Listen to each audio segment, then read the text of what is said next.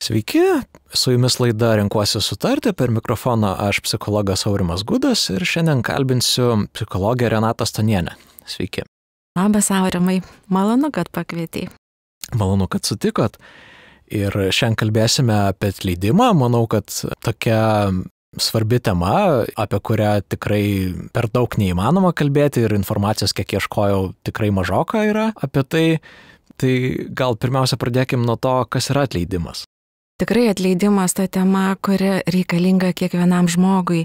Tačiau keista, kad kalbėjimo apie tai visuomenėje dar nėra tiek daug, kiek jo iš tikrųjų norėtųsi.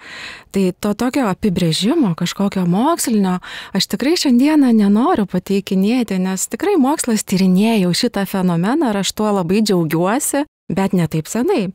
Tik tai 1969-aisiais pasirodė pirmieji moksliniai tyrimai būtent apie atleidimą ir taip paminėjo geštalto terapijos korifėjos Fritzas Perslas savo knygoje.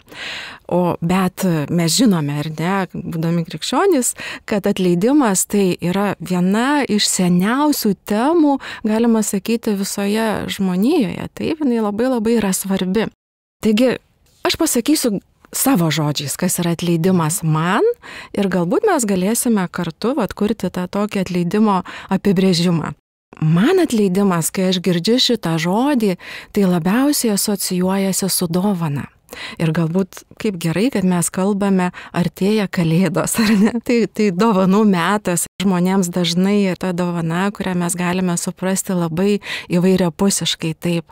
Ir kodėl tai dovana? Tai dovana ne tik kitiems, kurią aš galiu padovanoti, bet pirmiausiai tai dovana pačiam savo. Nes atleidimas tai yra tas sudėtingas fenomenas, kuris sukuria tokį visapusišką žmogaus vientisumo atstatymą. Tai yra labai didelis pasirūpinimas pirmiausiai savimi, savo sveikata. Ne tik tai dvasinė, emocinė sveikata, bet taip pat ir fizinė sveikata. Ir taip pat mūsų socialinė sveikata, nes jie padeda atstatyti ir santykius. Ir mokslas jau yra įrodęs, kad būtent atleidimo fenomenas įjungia neįtikėtinai daug dalykų būtent mūsų fizinėme lygmenyje. Jie tarsi sužadina tuos genus, kurie ragina žmogų sveikti, pasijusti laimingą, pajausti gyvenimo pradžią. Tai tam tikra prasme atleidimas tai yra savo kūno, dvasios, sielos ir socialinių santykių vientisumo atstatymas. Taigi aš taip norėčiau pasakyti, kas yra atleidimas. Na ir psichologiniai tyrimai iš tikrųjų patvirtino, kad būtent atleidimas išgydo tam tikras ir psichologinius sunkumus ir be jokios abejonės tai visada siejasi ir su fiziniu kūnu, nes mes žinome, kad tas ryšys yra visada abipusis. Tai džiugu, kad psichologija po truputį vejasi krikščionybę, ką jau senai krikščionybei buvo žinoma ir po truputį psichologija atvernėja tos dalykus. Ir kažkaip galvoju apie tą patį žodį atleidimas, jeigu taip tiesiog paimant lietuvišką atleisti, tai būtų kaip tu kažką buvai suspaudęs tokius kaip kumščius ar kažką ir paskui atleisti, tai tarsi paleisti. Taip, visiškai pritariu, Aurimai. Tikrai atleisti, paleisti, tai tarsi leisti praeiti tai sunkiai, slegiančiai, pilnai pykčio ar pagiežo savo praeičiai, kai mes patyrėme skriaudą, kai mus kažkas įžeidė, galbūt labai stipriai įskaudino, bet mes tarsi leidžiame praeiti tiems visiems sunkiems jausmams ir praeičiai pasilikti savo vietoj, praeityje. Mes ją paleidžiame, kad nebūtų ten, kur jai ir priklauso būti, ir atveriame naują langą savo ateičiai.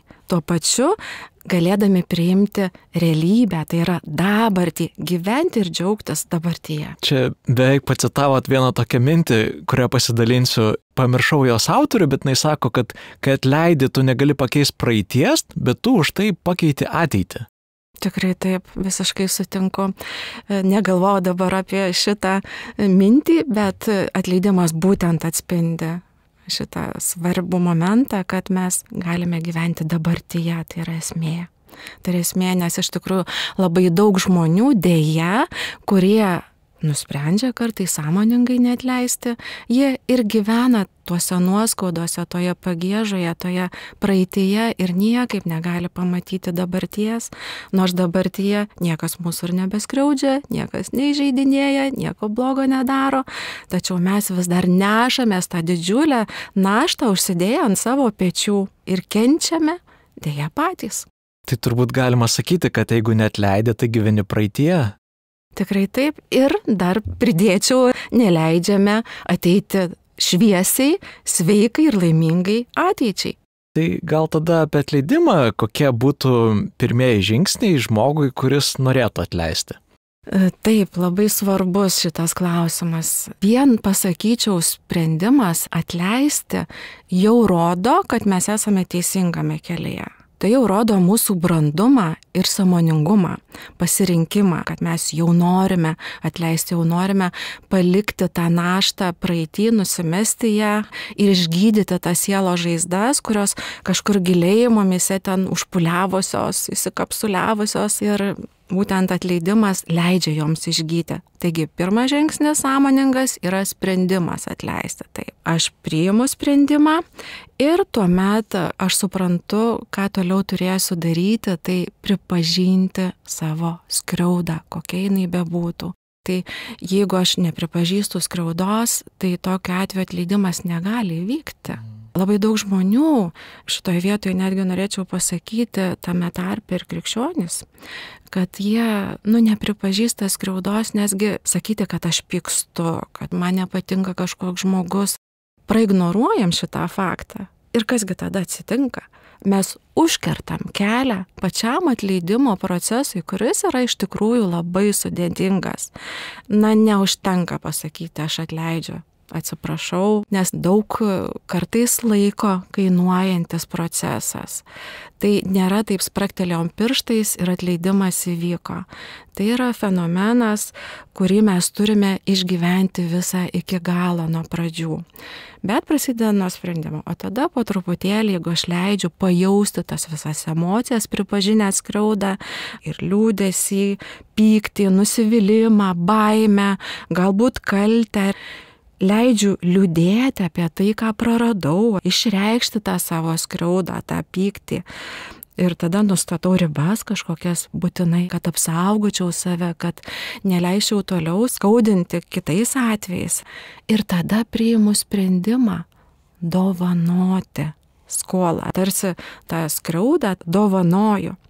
Ir po to ateina sprendimas, apsvarstau galimybę susitaikyti. Tai vienos iš tokių trumpų tokių žingsnelių gali būti.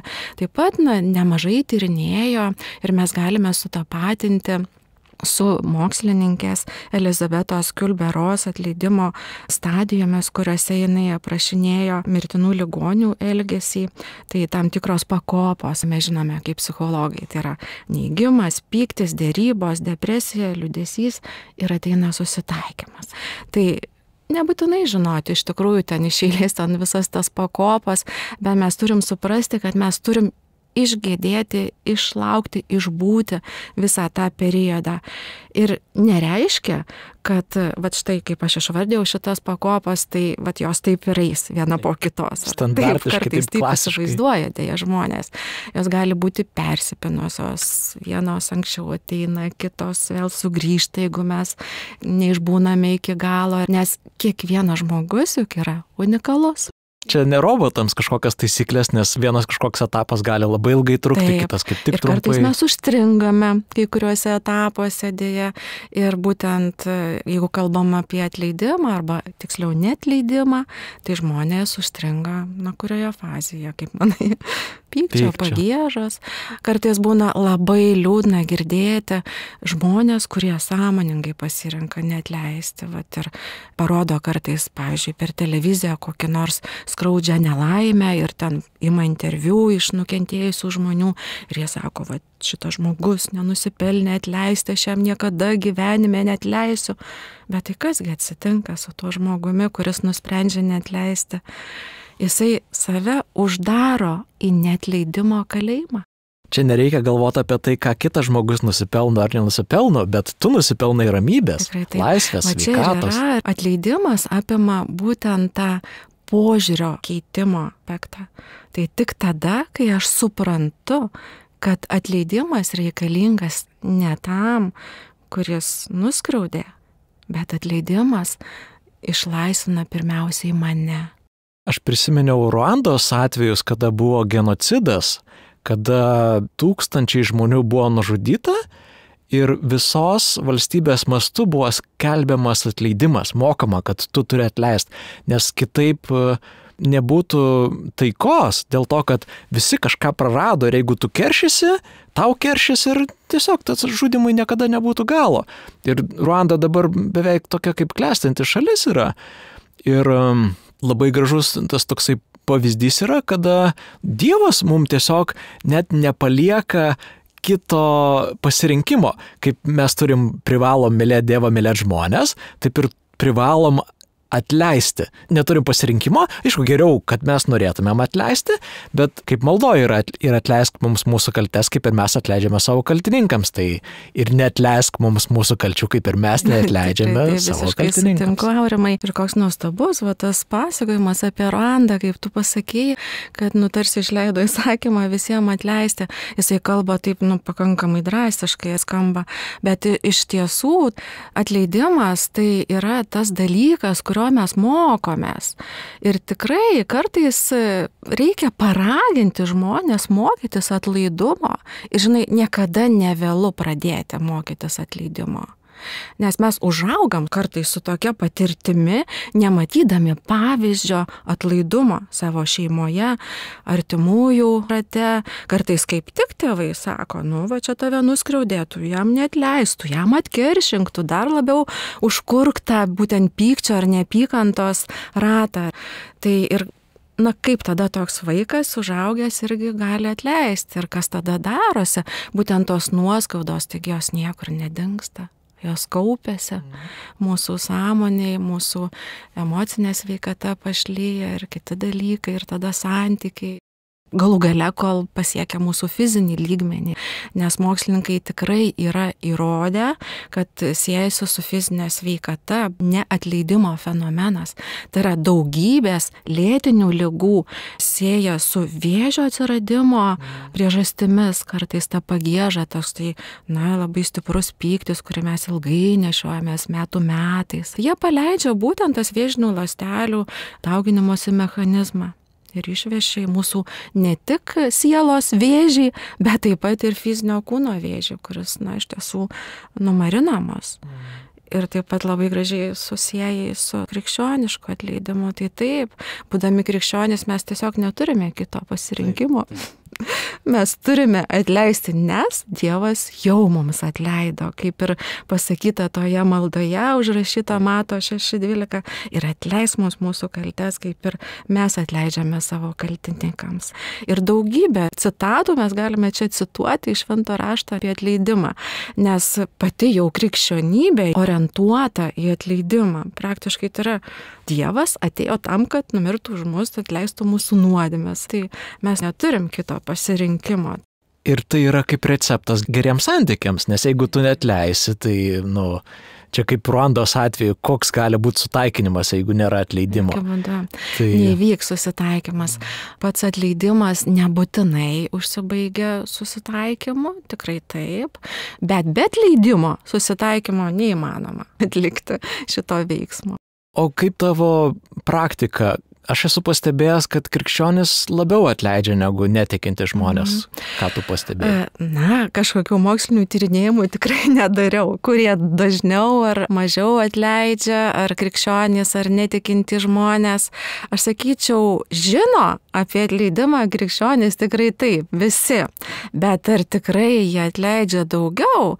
Va čia reikėtų galbūt yra erdvė patyrinėti, jeigu koksai mokslininkas krikščionis norėtų, tai visai gera tema, nes aš pasakysiu taip, kad atleisti vienodai sunku tiek krikščioniui, tiek netikinčiam žmogui. kaip ir minėjau prieš tai, kad kodėl kartais atsitinka taip, kad krikščionys neateina prie atleidimo fakto, todėl kad jie neretai, aš nesakau, kad tai visada tai būna, nepripažįsta, kad įvyko skriauda. Nes kartais būna toksai mitas, kad krikščionisgi negali pykti. Jisai turi būti labai geras, labai nuolankus, labai geranoriškas visiems. Ir kai vyksta kažkokia didelė skriauda jo atžvilgiu, jisai tarsi neleidžia savo pykti, o tiksliau tą pyktį nustumė kažkur giliai į savo sielos gelmes. Jisai perauga be jokios abejonės į pasyves formas. Ir tuo metu, kai mes nepripažįstame skriaudos atvejo, atleidimas ir negali prasidėti, netgi įvykti. Aš esu girdėjęs apie tokius išgydymus, apie tokius atvejus, kai žmogus sakė, tam žmogui aš niekada neatleisiu. Ir buvo, kad žmogus jisai buvo surakintas, netgi jos stuburas negalėjo būti tiesus ir jisai tą akimirką, kada atleido, jisai išsitęsė, tiesiog akivaizdžiai pasimatė, kad atleidimas turi galę. Turi labai didelę galę iš tiesų ir ne tik stuburą surakinta, bet įvairius dalykus ir vyksta įvairiausi, galima sakyti, stebuklingi procesai mūsų fiziologinėme lygmenyje. Aš jau kaip truputėlį ir paminėjau, kad atleidimas išlaisvindamas nuo tų sunkių emocijų būtent atveria kelią patirti meilę. Aktyvuojasi labai daug genų, kurie sukuria mūsų organizme meilės emociją, tas gerasias, šiltas, pozityves emocijas, kurias gera mums patirti. Tai tuo metu mūsų organizmas tarsi sugroja kaip suderinta gitara. Įsivaizduojat, tokia gražiausia muzika sklinda iš mūsų, kurią nori klausytis ir aplinkiniai žmonės. Mes spinduliuojame ir tada, nes visada gera būti su tuo žmogumi, kuris pozityvus, kuris turi daug geros energijos kažkokios, tai skleidžia meilę, tai mes užkrečiame tuo kitus žmonės, taip? Man atrodo, kad jokie santykiai be atleidimo yra neįmanomi, nes čia nėra klausimas, ar tu įžeisi kitą žmogų. Žinoma, kad jis skaudinsi ir... Aš pasakyčiau, kažkokie formalų santykiai, jie galbūt gali būti, bet jie nebus pilnaverčiai ir nebus artimi santykiai. Kartais žmonės būna konfliktiniuose santykiuose, taip, ir kartais tai irgi bus santykiai, taip. Deja, jie mums nepriduoda nei džiaugsmo, nei sveikatos, nei laimės pojūčio, nei prasmės, taip.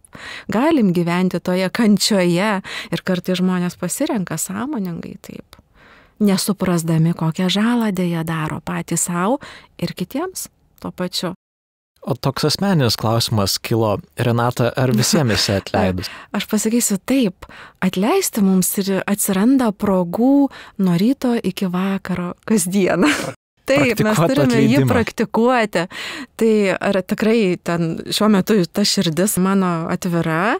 Man atrodo, kad taip, bet mes visada, kaip aš norėčiau netgi pacituoti dabar čia švento rašto tą eilutę, jei neši dovaną prie aukuro ir ten prisimeni, jog tavo brolis turi šitą prieš tave, palik atnašą tenai prie aukuro, eik pirmiau, susitaikyk su tavo broliu ir tik tada sugrįžęs aukok savo dovaną. Tai mes tiesiog negalime eiti net ir į santykį su Dievu.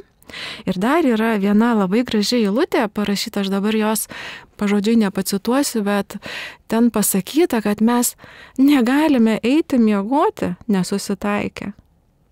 Tikriausiai žinai, pameni. Taip, čia apie pyktį kalba. Apie pyktį, bet kas tai yra? Tai pyktis tai yra, galima sakyti, neatleidimo forma. Juk tai reiškia, mes kiekvieną vakarą turėtume šiek tiek padaryti reviziją savo širdies, pasižiūrėti, ar ten nėra užsilikusio pykčio ir tik tada ramiai užmigti. Tada ir miegas bus ramus ir atsikelsime žvalūs, laimingi ir darbai kitaip eisis. Tai atleisti nėra ir man lengva, nors žinau pakankamai nemažai apie atleidimo fenomeną, nes atleidimas jisai kaip meilė, kiekviena skriauda, jinai yra vis kitokia. Jinai turi praeiti savo kelią ir kai kurioms skriaudoms reikia ilgesnio laiko, kai kurios greičiau mes sugebame atleisti, Bet svarbiausiai yra turėti nuostatą, kad aš negaliu gyventi neatleistamas. Aš turiu priimti sąmoningą sprendimą, tai yra brandaus žmogaus, sąmoningo žmogaus sprendimas gyventi atleidžiant visas skriaudas. Tai gal taip ir reikėtų pasakyti, kad nereikėtų žiūrėti tos skriaudos dydį ir negali sakyti, kad čia labai didelė skriauda, tai aš čia neatleisiu, kad nematuoti taip. Ir dar gal galima panašiai palyginti kaip su svoriais. Pradedam nuo mažų svorių, perinam prie didesnių, kai sustiprėjam, arba su aukojimu irgi gal pradedam aukoti nuo mažesnių sumų ir perinam prie didesnių. Taip ir su atleidimu, kad pradedam nuo mažesnių atleidimų, nuo tokių kasdieninių ir paskui atleidžiam ir didelės skolas kabutėse. Labai, labai čia gražus tavo toks palyginimas pasakytas. Ir tai atsirastų įprotis. Tiesiog sukurtume nuostabius naujus nervinius takus savo smegenyse. Mes jau žinome, kad bet koks veiksmas, netgi žodis, tai kaip mes galvojame, tai sukuria nervinius jungtis, ar ne, mūsų neuronuose. Tai jeigu mes pradedame nuo mažų žingsnelių ir kuo dažniau tai darysime, tai tos jungtys tik tai stiprės ir tai darysis įprotis kasdieninis. Ir kuo toliau to darysis lengviau tai padaryti. O kaip žinot, ar tikrai atleidai? Taip, čia toksai klausimas, į kurį galbūt taip pasakyti iš karto labai sudėtinga, nes vėlgi atleidimo metu tai turi vykti tokie pakankamai sudėtingi transformaciniai, kaip pasakyti, pasikeitimai mūsų emocijose, mūsų santykiuose. Tai greičiausiai tada, kai išlaisvėjame būtent nuo to pykčio, kai mano širdis pasidaro daugiau duodanti negu prašanti. Vėlgi, kaip ir minėjau apie tą meilę, kad mes labiau jo norime duoti kitam, negu ten prašyti iš kitų žmonių. Kai siekiame kurti santykį, o neatsiriboti nuo žmonių, tai daug požymių gali parodyti. Tai kada nebegražina mūsų mintis ar ne į tą praeitį, kai aš jau esu susitaikęs ir paleidęs, jokių būdų nepamiršęs tai, kas įvyko, tos skriaudos, nes to galbūt kartais ir neįmanoma ir pasakyčiau, net ir nereikia pamiršti, nes tai turi likti mums prisiminimas tam, kad mes nepatektume ir vėl į panašią situaciją. Kaip pamoka. Kaip pamoka. Ir tikrai tas, kaip sako, pamiršk skriaudą, kartais mėgsta žmonės sakyti, tai tikrai nereikia to daryti. Ir, galbūt teoriškai įmanoma, tai pasakysiu besišypsodama, jeigu įvyktų žmogui amnezija kokia arba kitos ligos pažeistų mūsų atminties procesus, bet tikrai nereikia skriaudų pamiršti, bet reikia jas priimti kaip pamokas, kad mes būtume budresni, kad mes būtume išmintingesni ir nebepapultume ir nesudarytume patys kažkokių situacijų, kada kažkokios skriaudos didelės vyksta. Bet kitam priminti jo blogus darbus nederėtų turbūt. Tai gadintų santykį. O atsimeni, kaip tu man padarėjai? Pasakysiu taip, jeigu mes dar vis primename tuos blogus darbus, tai reiškia atleidimas dar neišgyventas iki galo. Nes pats atleidimo fenomenas, aš sakyčiau, yra išbaigtas tuomet, jeigu mes jau atleidom ar neišsilaisvinom iš tų emocijų, to didelio sunkaus bagažo negatyvių, bet ir taip pat sukuriame santykius, atkuriame tiksliau santykius su tuo skriaudiku, bet yra gerokai tie santykiai geresnės kokybės, aukštesnės kokybės, nes mes jau paaugę tame santykyje esame, nes mes supratome, mes jau gebėjome įsijausti į skriaudiko būseną tam tikrame lygmenyje. Mes jau supratome, kad ir mes ne visada būname teisūs. Mes empatiškai sugebėjome pažiūrėti į skriaudiką. Tai labai svarbus momentas, kuris leidžia mums atleisti. Nes jeigu mes visada galvosime, kad esame teisūs, o jis tik blogas, tai mes niekada neatleisime. Taip, tai galima sakyti, kad mes atleidžiame, nežinome, kad ir mums reikia atleidimo. Labai dažnai, galbūt net ir kartais daugiau, negu tam skriaudikui, kuris padarė kažkokią vieną skriaudą, bet mes visą dar ją nešiojamės. Aš kažkaip galvoju, kad kai žmogus yra miręs, tai gal sunkiau yra pasitikrinti, ar tu jam atleidai, nes tas santykis yra nutrūkęs ir tu to žmogaus nematai. Arba kitaip sakant, gali pasirodyti, kad žmogui neatleidai, kai sutinki tą žmogų ir viskas tau sukyla, pyktis gal netgi. Tai man atrodo, kad toks geras indikatorius atleidimo yra, kada tu nori žmogui gero, ne tik nori, bet galbūt net ir darai. Tada jau būtų taip, kaip ir, kad atleidai. Čia vat ir kalbėjo apie tą aukštesnį lygmenį santykiuose. Tikrai taip, tas norėjimas gero arba toks, tiesiog mylėti jį kaip žmogų tam tikrame lygmenyje, kad aš jį myliu, priimu tokį, koks jisai yra, su visais jo veiksmais, su visom padarytom žalom man ar ne, ir kitais dalykais, kurie skaudino, bet leidžiu būti jam tokiam, koks yra, koks buvo galbūt, ir leidžiu savo būti taip pat netobulu, taip pat ir klystančiu, ir įskaudinančiu ir kitus žmonės kitomis situacijomis. Kiek laiko turėtų trukti atleidimas? Jo, tikriausiai mums norėtųsi tai žinoti. Yra tokia knyga Neskubėk atleisti. Vat čia yra geras pavadinimas, aš irgi tai pasakyčiau. Vat kodėl reikia neskubėti, kad mes išgyventume iki galo. Ir paskubant, vėlgi tai gali būti tik tai mitas, kad atleidau ir kaip ir tu čia minėjai vienu metu, kad susitinku tą žmogų ir vėl sukyla tas pyktis ir pamatęs jį noriu pereiti į kitą gatvės pusę. Arba sakau, tikrai atleidau, bet su juo reikalų tai ir nenoriu turėti, taip. Tai reiškia, atleidimas neįvykęs. Galbūt tik tai noras buvo atleisti, galbūt tik tai dar sprendimas padarytas, bet dar visas procesas nebuvo išgyventas. Todėl tikrai nėra kažkokio termino apibrėžto, kiek čia dabar turėtų trukti tas atleidimas. Individualiai tai priklauso nuo skriaudos, padarimo dydžio, žalos. Vėlgi tai būna kartais beprotiškai didelės skriaudos, kai žūsta žmonės ir didžiulės materialinės žalos padaromos, taip, ir ypač ir karo metu. Kas dabar ir vyksta pasaulyje ne vienoje vietoje, tai kartais atrodo netgi ir neįmanoma atleisti. Reikia Dievo pagalbos. Taip, reikia, nes vėlgi, aš pasakyčiau, tai yra bendras darbas ir žmogaus ir Dievo.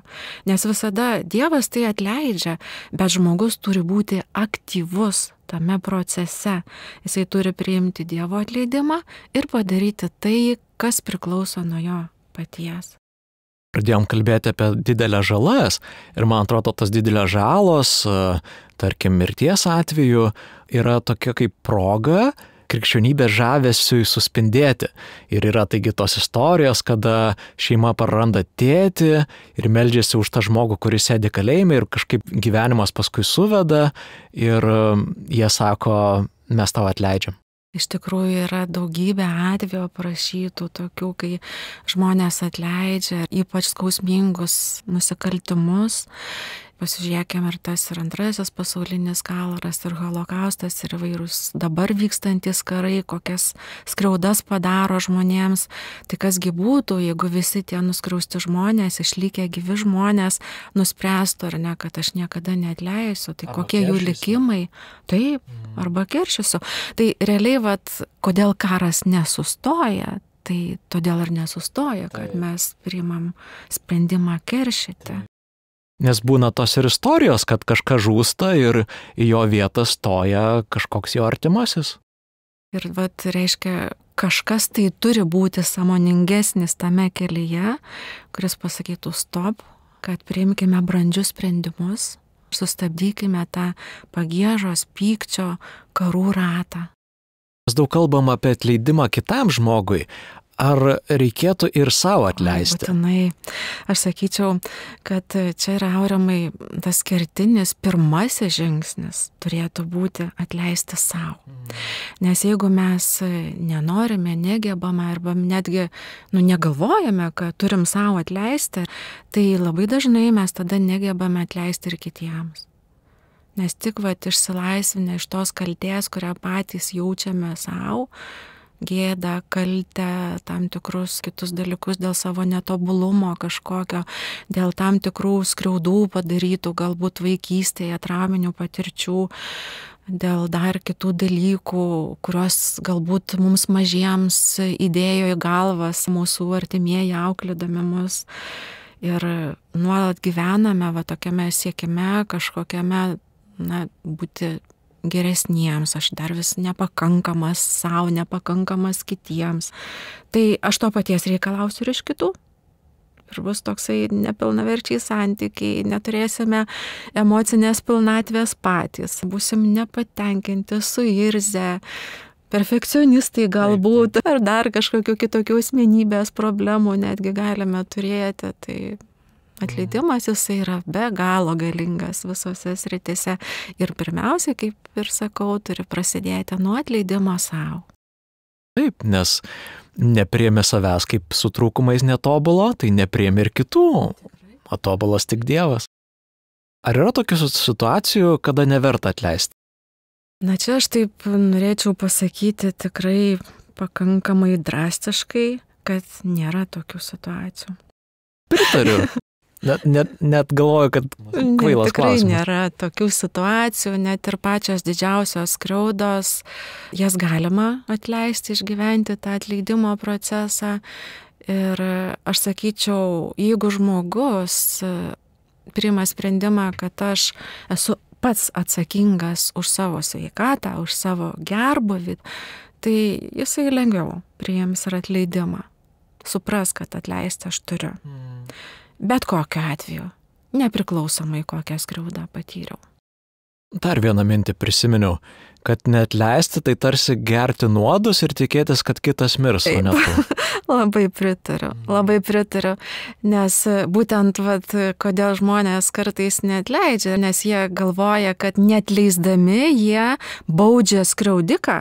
Tai visada suteikia žmogui tokią jėgos poziciją. Tai aš toksai tarsi viršesnis pasijaučiu, štai aš neatleisiu, aš pyksiu ant jo, bet iš tikrųjų taigi mes nuodėjam tikrai save tuo pykčiu, nes, čia vėlgi sugrįžtu prie to, kad tikrai mokslas jau senai įrodė, kad tos intensyvios pykčio, nerimo, streso, tai iš tikrųjų tai gyvename nuolatiniam strese, jeigu pasirenkam neatleisti. Tai reiškia, paleidžia mūsų organizme visą to streso mechanizmą, pradedant nuo tais daugybę tų hormonų, kurie trikdo mūsų sveikatą. Adrenalinas, noradrenalinas, jų labai daug, kortizolis, ar ne.